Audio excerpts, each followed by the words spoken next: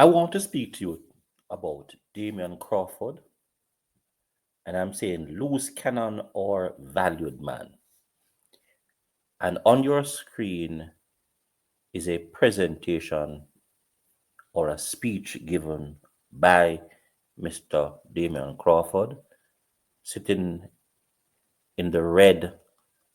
That gentleman that's sitting in the red is Dr. Ralph Gonzalez or Gonzalez. And then Buchanan is in the middle with that orange blazer. And the current member of parliament for, I think, somewhere in St. Andrew, and the leader of opposition is Mr. Mark Golding. And at the podium is Mr. Crawford. I met Mr. Crawford years ago, I think at Kingston College. And then we happened to meet up again at UWI when he came back from Bahamas. He was studying hospitality in Bahamas, came back from Bahamas, thrown at Taylor Hall Sports Day. Then I realized that he was an athlete, a quick one as well, where the race, that 100-meter, came down to my Hall and Black brother. I was a Black D person, Atticon, which is what we call him Speedy Gonzalez, and Damion, and they were neck and neck. I'm not sure who won that race. Some persons were saying it's a Speedy, some persons were saying it was Damion. Then I happened to know that Damion was that quick of an athlete that day I should have ran the 400 meters. And then I was putting on some weight at the time, getting a little older. Then they did not give me the 400 meters or the 200. They didn't give me the 200 meters. They gave me the 400 meters to run. And boy, oh boy, I struggled. And of course, most persons at Taylor Hall, including some of the nice ladies that I like as well, and even my roommate laughed at me to say that all they saw around the 300-meter mark was teeth and belly. And I said, boy, I'm getting old, Paul. You know what I mean? But of course, that is just a side note to what we're discussing here. So I have listened to Mr. Damion Crawford speak back in the day from he was at UWI.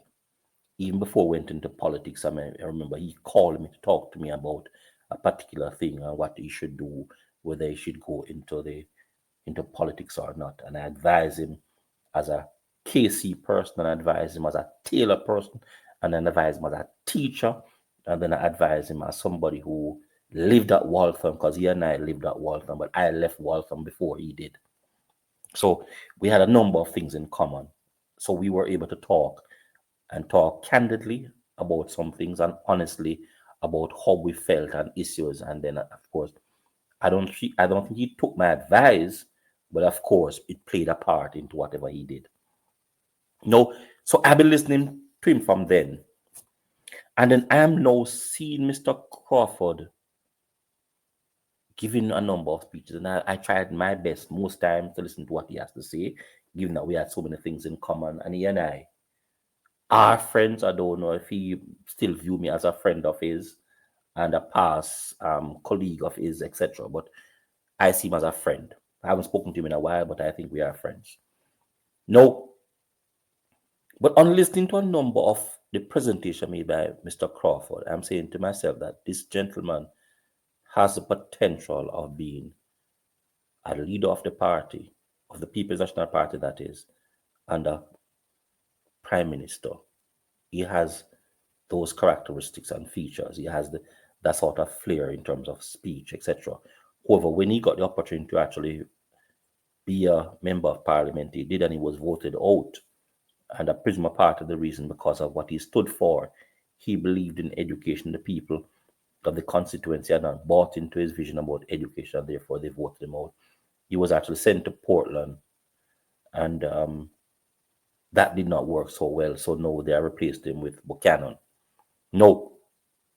And I've listened to him time and time in, time out, and he seemed to be one of the main speakers used by the People's National Party, because he has that flair that not only PNP people love, because it reminds them of Michael Manley, but what Jamaicans love. Jamaicans love that flair, and he has that sort of flair in terms of speech.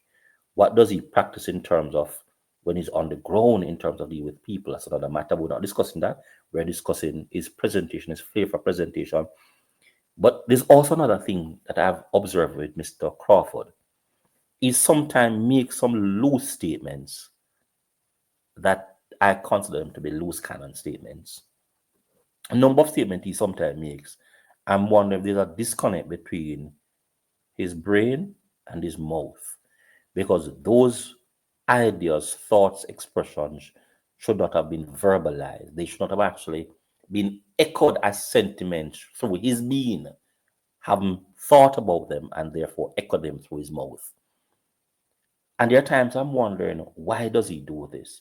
It is not a very thing, something that he does very often, but when he does, sometimes they are far reaching. And I'm sure you have seen and heard him actually echo some things that are not in keeping with the party's well-being, people's well-being in the party, and for his sustained well-being as well in the party.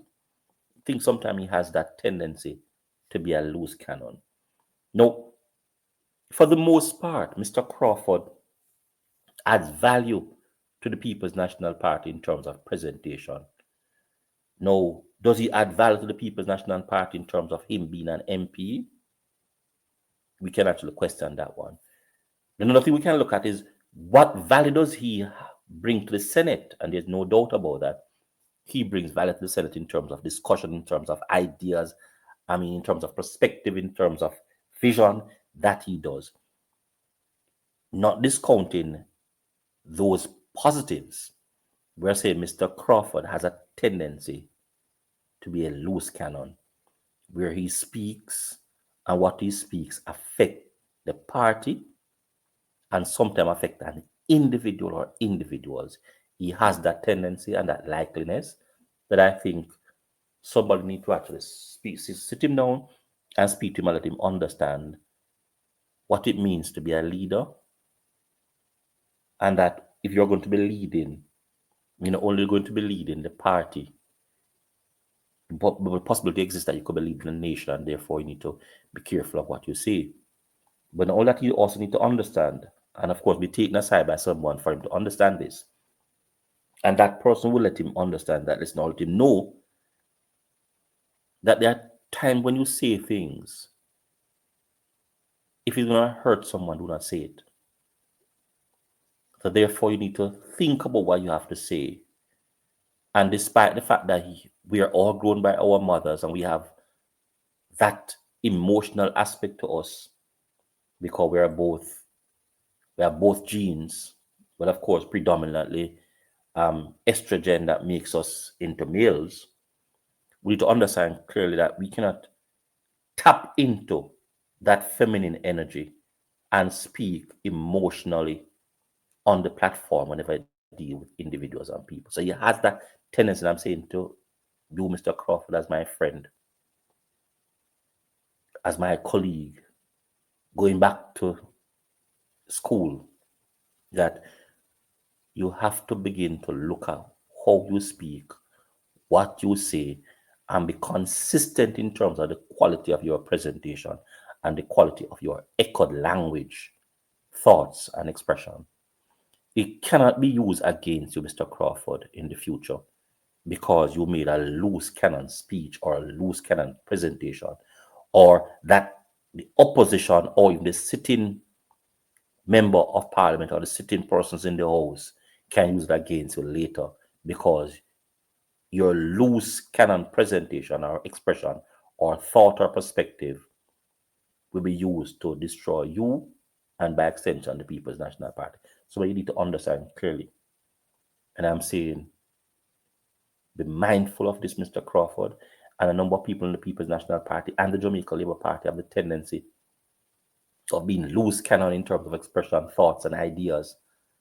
And these echoes in terms of your creative expressions are what sometimes destroy in the future.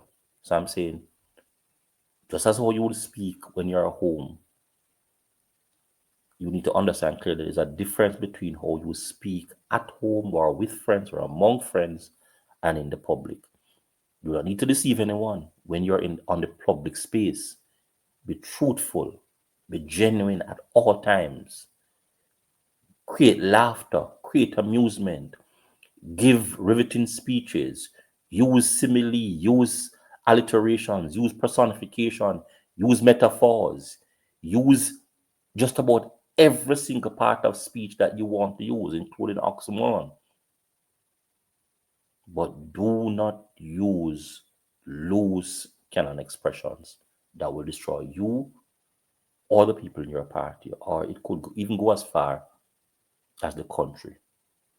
I'm saying to all political individuals, including Mr. Crawford, particularly in this case, Mr. Crawford, be careful of those loose expressions. You have more value in you as a person.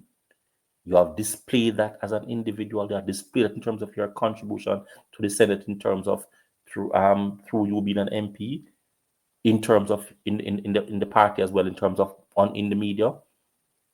But you have made some loose cannon expressions, Mr. Crawford, that you need to be mindful of, because they may come back to haunt you later. And for those persons who are going to say, boy, he has not made any loose cannon expressions, I'm saying go and look. Anything that he has said that will create hurt for any party member is a loose cannon presentation. And if he goes and make a loose cannon presentation about the opposition or a person sitting in parliament, that could also be used against you. And I'm saying, Mr. Crawford, you need to be a statesman. If it is your high in the role of being the leader of the People's National Party and possibly a future Prime Minister of Jamaica, those expressions will actually emerge and surface in the future, and therefore be mindful of them. What it is what you're saying, and do not fall prey to them. I will put the description of his presentation here. Not that his presentation is a loose cannon presentation, but I want to hear the value of this gentleman. But I'm saying there are times he utter those loose cannon expressions. Like, share, and subscribe to my channel as I continue to provide with trust information for you to use to make decisions.